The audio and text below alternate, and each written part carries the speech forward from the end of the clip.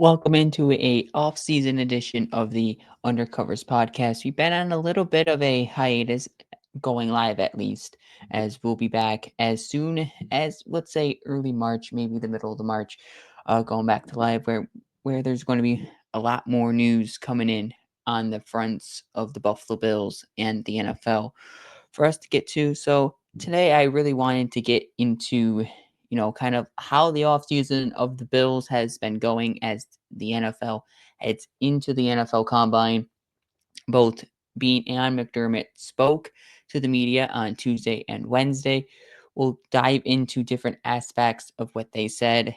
And with the NFL Combine starting on Thursday, we'll kind of dive into kind of the Combine focus for the Buffalo Bills as they try to find the best player as they can get at pick 30 and in the second round into the third round. Well, the Bills don't have a third round pick, but you know what I mean. Their combine focus as they start to build their board up a little bit.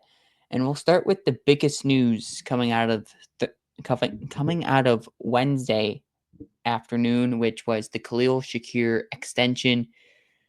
It was waiting to happen. We were all hoping it would happen, and it has finally came to pen and paper, and it gives Shakir some extra breathing space as he's now a Buffalo Bill to the 2029 season.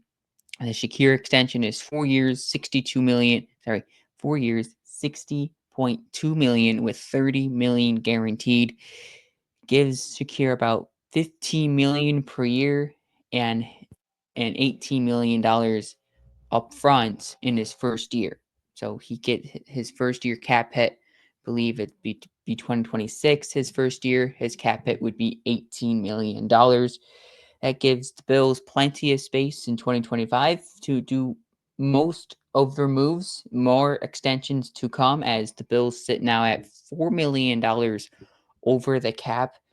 And Brandon Beane said at his press conference on Wednesday that you should expect more extensions to come along the way.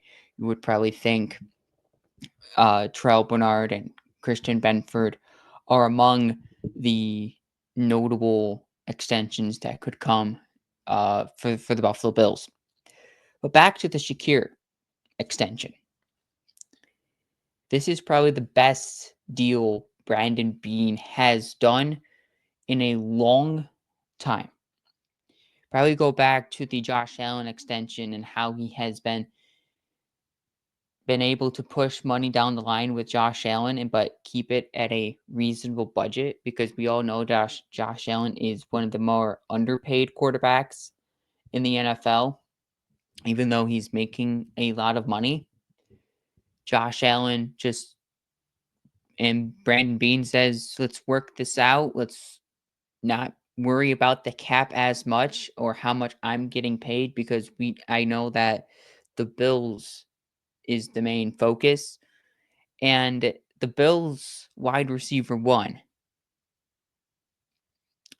is being paid almost 2 times less than other wide receivers ones in the NFL. You compare this deal to a similar guy like an Amon-Ra St. Brown on the Lions. He's getting about $30 million a year, while Shakir is only getting $15 million a year. That's just crazy.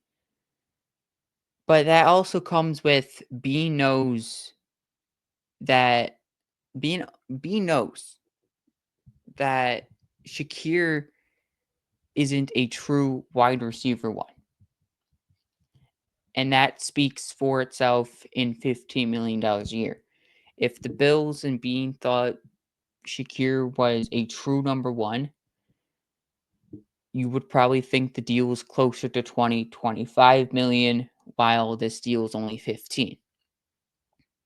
$15 million is in the range of wide receiver 2, but it's closer to wide receiver 3 money. Production-wise, second in yak, second in missed tackles, 4th best catch rate, 5th best drop rate. you would think Khalil Shakir would be in the range of 20 to $25 million based on the production and his availability to the Buffalo Bills.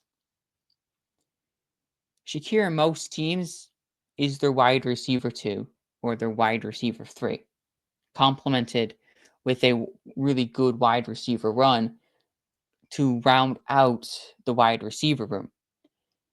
And I think this is the start of building something better for the Buffalo Bills wide receiver room. By far, this wasn't the best group of wide receivers for Josh Allen in 2024, but he still got the Bills to the AFC Championship game. Bills are still lacking speed, still lacking the vertical threat, but this bringing back Khalil Shakir is a statement to the rest of the NFL, to the teams, and saying we're starting to try to build something bigger and trying to build something better and give Josh Allen the weapons he needs to make the Bills get over this hump offensively. We already know the Bills' defensive struggles on the defensive line. We'll get that. We'll talk a little bit about that in the combine focus later in the show. This deal again goes back to giving the Bills more ammunition for the future signings. While the Bills are still $4 million over the cap, this 4 years, $60 million deal doesn't affect much of the 2025 cap, if not at all, doesn't affect the cap for the 2025 season. Which is great on Beane's part, knowing that now the Bills have more money to use in this offseason to, sign another wide receiver, to maybe use that cap to trade for a Myles Garrett or Max Crosby, or even try to trade up for another. Well, they wouldn't use draft picks for that. They'll use draft picks for that instead of money, but you kind of get the deal here is that this deal allows the Bills more flexibility for their 2025 offseason. And remember, he's only 25 years old. And at 25, you would think the payday would be bigger, but it's not. It's really a massive steal on a contractual standpoint for the Bills and Beane. He's only 25, second in yak, second in missed tackles. He had the fourth best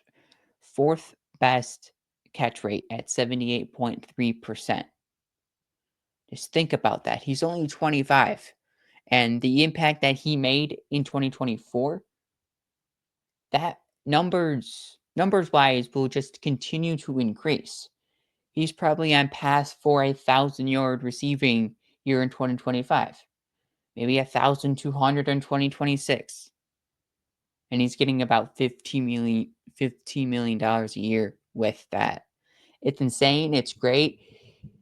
And it only goes forward with the Bills' wide receiver room as it pertains with Khalil Shakir leading the way. And hopefully the Bills round out the wide receiver room with guys of Keon Coleman. Hopefully he improves in 2025. Curtis Samuel, he has a bigger role in 2025. Find a good wide receiver 1 in 2025, whether that's through the draft. Matthew Golden's a guy that's been name dropped numbers of times. He would be great to mold into the Bills' new wide receiver run. There's wide receivers like T. Higgins that's out there. Probably not going to happen, but similar guys like that would take the step and improve the Bills' wide receiver room to complement Khalil Shakir. And I think that what the Bills are looking for. On the flip side, the Bills still have more extensions to do. Another impactful player that was a part of the Bills' 2024 team season and that had a massive impact in 2024 was James Cook. James Cook is an interesting character. He played really well last season. He played 16 games. He played he played 16. He started 16 of the 17 games. Believe he didn't play that New England game while they sat most of their starters. Let's go back to the offseason timeline here because there's a lot has happened between the end of the season and now with James Cook. He had his second 1,000-yard season, had 16 rushing touchdowns, 2 receiving, totaling out to 18 total touchdowns this year. He says on an Instagram Live on a pinned comment saying that he wants $15 million a year. But you go back to during the season when Dalvin Cook, his brother, James Cook's brother, in an interview with a local Bills reporter, I forget who it was either Matt Beauvais or maybe Tom Tibbetts, he said that James Cook is worth $20 million. That's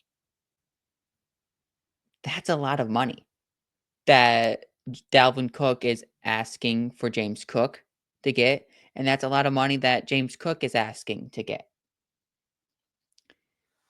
You go to Spot Track. Spot Track has James Cook at $10.2 million as his market value.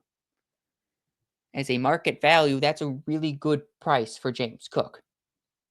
10.2, throw in a couple $1,000,000 in incentives, get the deal up to 13 million. You would probably get maybe, you get $10 million and you get maybe 3 million of it comes in guaranteed, and you could earn up to $13 million a year.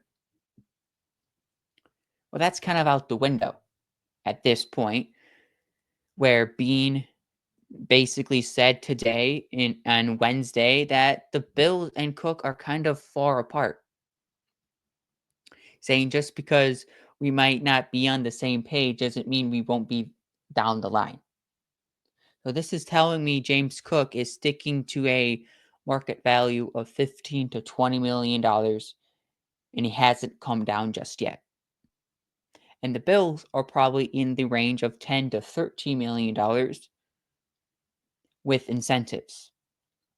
The perfect deal here would be $13 million with incentives. You can earn up to $15 or maybe $17 million with incentives.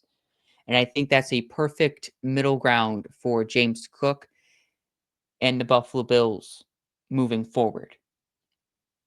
Now, if James Cook starts to play more offensively, he starts to be more productive offensively, then you could probably go back into his contract and rework some things. At this point, his productivity doesn't relate to cash.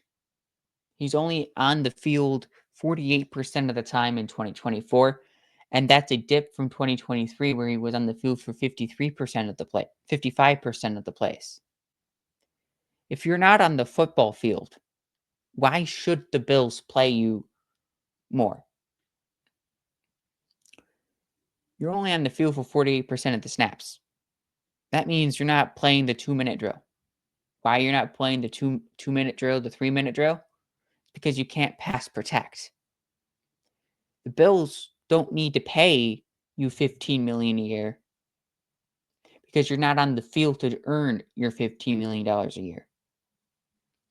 And I think that's the part that James Cook, or the people that say, yes, pay James Cook $15 million. He was so important to the Buffalo Bills. Yes, his productivity was great, and it was what the offense needed. The Bills needed a running back to run for 1,000 yards and to get 16 touchdowns. That's what the Bills needed in their offense, and the Bills haven't seen a running back do that in a long time with Josh Allen.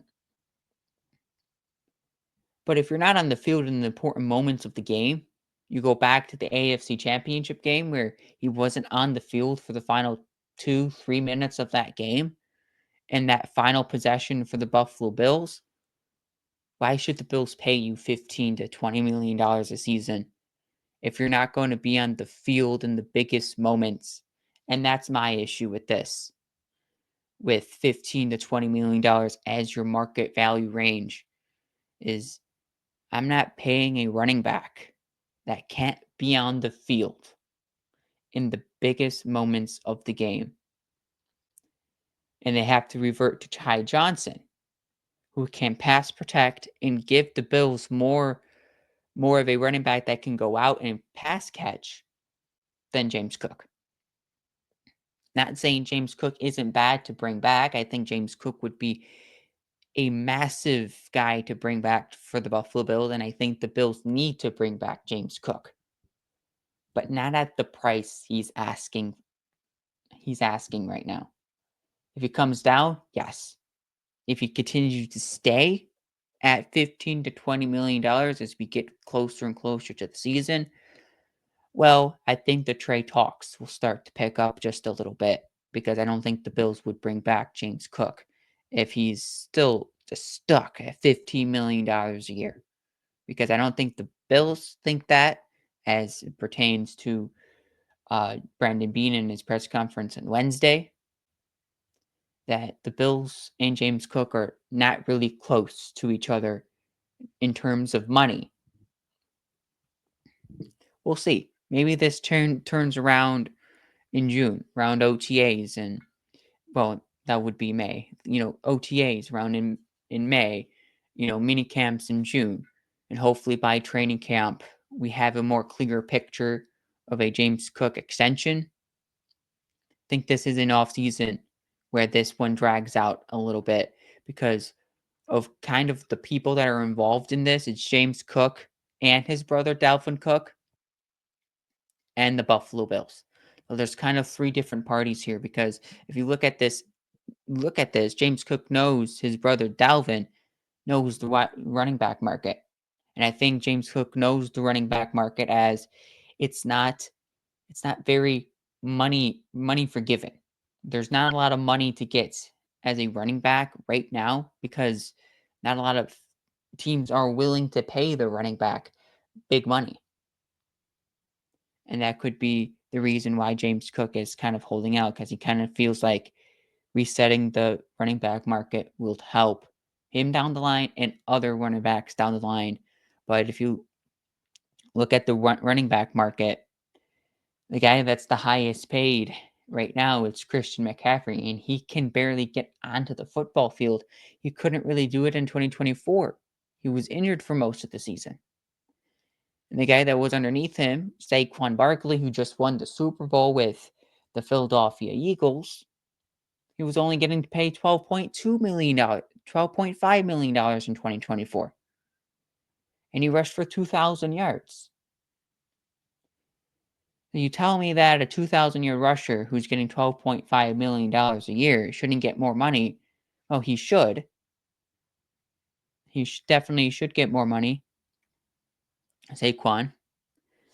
But that doesn't justify James Cook, because James Cook, even though he can rush for 16 touchdowns, over 1,000 yards, he's just not on the field as much as Saquon, who's getting about 70-80% of the offensive snaps, while James Cook is closer to 45-50% of the snaps. Now let's head over to Sean McDermott and kind of his comments on Keon Coleman here. I labeled this as Sean calls out Keon.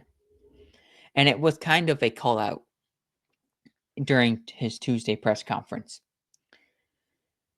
He called Keon Coleman's first season rocky.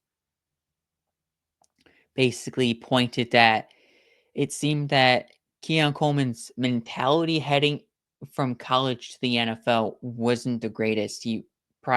Keon felt that the transition to from college to the pros would be easier. And it certainly wasn't. His first half of the season started slow, and then he gets about the midpoint of the season, right around around the Tennessee Titans and Seahawks game, where you saw what Keon Coleman could be. And I think he was on pace for almost 1,000 yards. And as he should have gotten at least 1,000 yards if he didn't get hurt in the Miami game. And then when he came back about 4 or 5 weeks later, Keon Coleman was a ghost. Respectively, he was just not existence in the Bills' offense. When the Bills threw it to Keon Coleman, he dropped it. When the Bills targeted Keon Coleman once in a while, it just wasn't the big flashy plays. He wasn't getting a lot of yards. Wasn't much separation, as we already know that he's just not good at getting separation. There was a couple plays. You go back to the Jets game. We had that awesome catch for a touchdown. That's perfect. That's what the Keon Coleman we want to see. But other than that touchdown he had against the Jets, Keon Coleman really wasn't a factor in the Bills' offense down the stretch and into the playoffs. And the Bills could have used Keon Coleman in that way in the playoffs, being that outside threat that the Bills really need out of Keon Coleman. I thought we were going to get in his first season, but it just didn't work out because he just wasn't mentally prepared for this season. Sean McDermott says it takes a certain drive and determination and fire in their heart. And it's going to be Keon's turn to show he has it in him this offseason. Basically, he's putting the ball in Keon's court. He's saying, hey, your first season was subpar. You had poor mentality, you didn't have the fire or determination because you thought going from the college level to the NFL level was going to be easy, and it wasn't. And you got gobbled up out there. You just wasn't effective. So now the ball is in your court, Keon. It's your turn to find the fire and determination and say, in 2025, this is the year where I'm just going to go out and play football the best way I know I can, but not underestimating what the rest of the NFL brings me. Because Keon Coleman is going to attract cornerback ones and cornerback twos of the opposing team. And he's going to have to learn how to beat those guys, create some separation, and make big plays moving forward from that. And that's where we saw Keon a lot times in this final half of the season where he was facing cornerback ones and cornerback twos. Sometimes he was facing cornerback threes and he was just getting stuck and jammed at the line consistently. Well, you didn't have to fight. You didn't have the fire or the determination to get better from that. And now it's in your court. This kind of speaks to me as the Bills kind of feel like they're giving Keon Coleman one more season to show that, okay, if you're not going to have the fight or the determination this season, in 2025, we're going to bring in more competition for you. Kind of goes back to maybe Tyler Bass. He was struggling for the longest time. The Bills brought in competition, and Tyler Bass got extremely better. Well, maybe it's time to bring in some competition for Keon Coleman, even though he's going into his second season. Doesn't mean the Bills are giving up on him. It's just they're just trying to motivate him in a different way so they can get the best version of Keon Coleman for the foreseeable future. Because Keon Coleman has a long, great career ahead of him.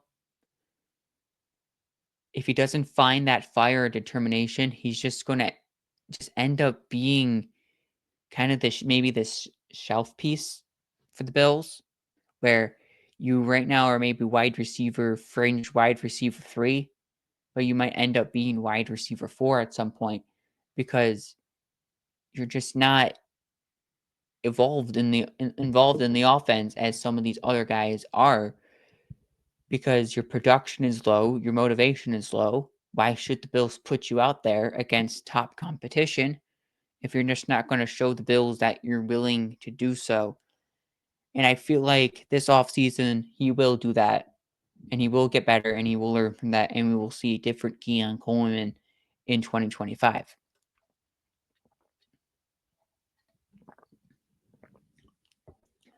Beane and McDermott, why are they speaking?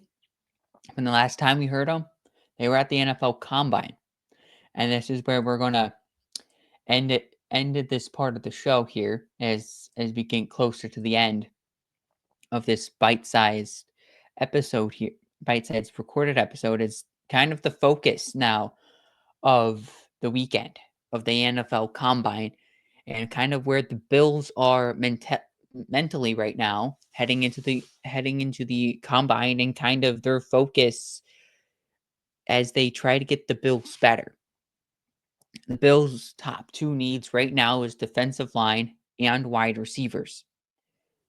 Defensive line for some is the bigger need, and for others, wide receiver and that speed / vertical threat guy is the most important to you. And I think both are as equally as important to one another. If you look at both the wide receiver class and the defensive line class, they're two different classes in what they were last year. Last year, you had a deep wide receiver pool, and the Bills only got Keon Coleman out of it. This year, the defensive line group is super deep. I would say it's probably from the first round to maybe the fourth-ish round, probably to the tail end of the third round. Bills don't have a third-round pick, but there's many avenues the Bills can go down. If wide receiver is your biggest need, if you think that, well, you maybe go draft a guy like a Matthew Golden, and with your second pick in your first pick in the second round, excuse me, you go defensive line. Then in your second pick in the second round, you go defensive line again. And then in the fourth round, you probably pick up a cornerback / safety. In the fifth, the Bills don't have a fifth round. They have 3 sixth-round picks, and you can use the sixth-round picks in any variation you want. You can go cornerback in the fourth round to the first pick of the second round, cornerback safety, cornerback, wide receiver end with defensive line, or you can go defensive line again. That's be your third guy in the defensive line, and then you round out double dipping at wide receiver. Or if you want to double dip at cornerback or safety, you could do that with your last pick. I would assume the Bills would be trading one of their three sixth round picks, and hopefully they can flip that with this maybe with the second so they can get a third, and so they can go first, second, third, fourth, and then they have their 2 sixths. And that would kind of be the draft for the Buffalo Bills and trying to get as many premium guys as possible. Try to get one guy in each of the rounds, each of the first 4 rounds, and skip the fifth and just go right into your sixth. That could be the option the Bills choose. But the Bills could go a different route. Route number 2 or scenario number 2 could be trading for Myles Garrett. The position the Bills really need is the guy to get to the quarterback, and Myles Garrett can do that. We already know what Myles Garrett brings to the table. You go out and trade for Myles Garrett, then you can go Matthew Golden. At that point, you probably don't have a first-round pick if you're going Myles Garrett. You're probably going a guy like a Trey Harris in the second round. And then in the fourth round, again, you probably go defensive line. You probably go find a nice, beefy type defensive tackle. Maybe you flip one of your sixth into a fifth, or 2 of your sixth into a fifth. You can grab a cornerback or a safety and develop that guy for your defensive backs. So there's many avenues for the Bills. Those were two. Finally, it's just going defensive line round one and taking Trey Harris or Jalen Royals with your first pick in the second round, which is probably the most preferred option among Bills fans. Go defensive line first round, Jalen Royals or Trey Harris in the second round. You get a stud at defensive tackle, and you get a stud at wide receiver. And let's go back to what Beane and McDermott basically said at the combine on Thursday. It's for wide receiver, it's speed and vertical threat. We already know what the Bills need, but if you go back to the speed portion of this, Beane said that they're not looking for a track style guy. One reason you could say why the Bills didn't draft Xavier Worthy last year when they had the chance. Yes, he brings speed and he's a vertical threat, but they're not looking for the track star.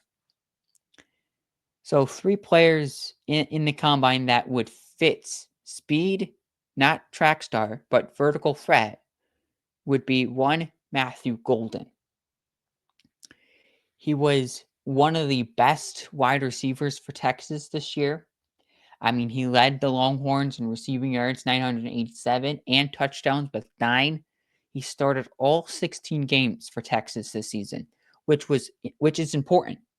You want a guy who is going to be your future number one wide receiver to be healthy and always on the football field. Matthew Golden is bringing that for you. Let's jump into what he could bring to the Bills, and in his prospect notes here, as I have them pulled up here, I wrote down great ability to stretch the field and high point the ball, leading to reliable hands. Many times, if you go back and watch film on Matthew Golden specifically, he can stretch the field and catch the football in stride, but he can also play the sidelines really well.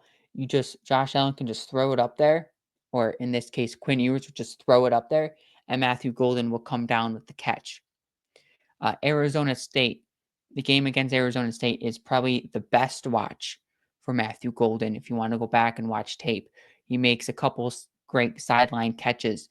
He shows his vertical ability in the game against Arizona State, leading Texas to a double overtime win.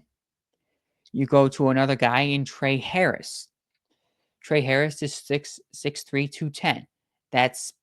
He's going to bring some speed. He's going to bring a vertical threat, but he's also a bigger framed guy. Guys like he compares to probably like closely to a DK Metcalf kind of player, where he's probably not going to impact the first season it's on the field, but you can grow him into a guy like that, or even a guy like an Alex Pierce. Chris Trapasso has Trey Harris as a Zay Jones type player, but his ability to beat man coverage makes it hard to leave Trey Harris 1-versus-1. If you watch Trey Harris in any man coverage, in any game where man coverage is played a lot, Trey Harris just zooms by them, uses his big body, his big frame, just to get past guys. And when he catches the ball, he has great acceleration with the football, and his hands makes him a great fit for the Bills to place on the outside. 3, Luther Burden or Jalen Royals. I have more on Luther Burden than Jalen Royals, but these are kind of similar type receivers, but Jalen Royals plays more of the outside than what Burden does. Burden plays a lot of his snaps in the slot. I think Luther Burden, if you want to take Luther Burden, it would be in the first round. Would probably have to trade up a few spots to get Luther Burden. But his comp is, according to Lanzerline, is Garrett Wilson. I would be fine with a Garrett Wilson type player on the Buffalo Bills. To me, I feel like he's a perfect Curtis Samuel complement. If You draft Burden. He would be great in the Samuel role. There was a lot of times where he was placed in the backfield. There was a lot of times he was used in the slot. 75% of his snaps came from the slots. So Luther Burden is that slot guy. Bills really don't need that because they have Shakir and Samuel currently on the roster. But Luther Burden is the guy that you would throw the football to. You get Yak. You get the deep threat ability because he is quick in space and he has great speed off the line. So you can line him in the slot or you can line him outside and he would do the exact same thing. Speed guy and just gets down the field with ease. Jalen Royals is the same. He's good off the line and he's going to bring the vertical threat ability. I'm going to have to watch more of Jalen Royals during the combine on Saturday when the wide receiver goes. Finally, let's go to the defensive line here really quick. Beane, Beane and McDermott both said guys with size and explosiveness. That screams Tyleek Williams or even Dean Walker. Let's start with really quick on Tyleek Williams. He's 6'3", 327. I think we all know what if you watched Tyleek in any way during college or even in post or even during this uh, gap of the off season, trying to catch up on some film, he's quick off the block. He has high work ethic, and I think that would resonate with the Bills a lot. Is that his ability to shred double teams, use his power, but he has high work ethic. And that's something I think Sean McDermott would love in a player like Tyleek Williams, because wherever the tackle is, Tyleek is there. And he wants to work to be better. And that shows throughout his 4 years of college where he had to work up to being the best defensive player on Ohio State's football team. And then Dean Walker out of Kentucky, he's 6'6", 345. He's a massive defensive tackle. But this guy brings a lot of versatility, and I think the Bills would love that. He could play defensive tackle. He could play on the outside as an edge type player. He works in both 3-4s, 4-3s. Dean Walker is a great player if the Bills were going to get him. I would think he's more of the project defensive tackle. If you're thinking about drafting a project type player, that would be Dean Walker, the guy you would want to develop into something more in the future. He does struggle a little bit and is a little inconsistent against different types of players on the offensive line. You watch him against Ole Miss. He's great. He's all over the place. You go up against a better offensive line in like Georgia, he's just not as effective.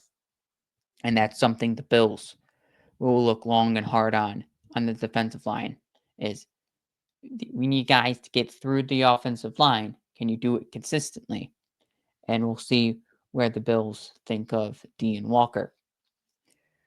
We tackled 4 different things, all in the course of about 45 minutes here, which was great timing. Probably see more of this as we go through the offseason, more shorter, bite-sized content, even though this was a little longer. But stay tuned. There's a lot to come through the Undercovers in the offseason as we will do lives as much as possible during the offseason as we're, again, still on a little offseason break as there's just not much to talk about currently right now. We're in the dead period of the offseason, so it's a great time to step back from football just a little bit and focus on some other things, and that's currently a state of this and giving you this long form ish piece of content to get you ready for the push of the offseason as this weekend is the NFL Combine, is on the NFL Network Thursday, Friday, and Saturday. The tagging period, I believe, starts about a week from Wednesday. I think it's the 3rd of March, somewhere in there. I think it's like that. 3rd of March, 4th of month might be a week from Tuesday, but we'll see. It's about a week away. And then the week after that is obviously the new league season, and free agency opens up on the 13th. I would expect right around the 11th or the 18th, where would be our first official live back as we enter the stage of the off season.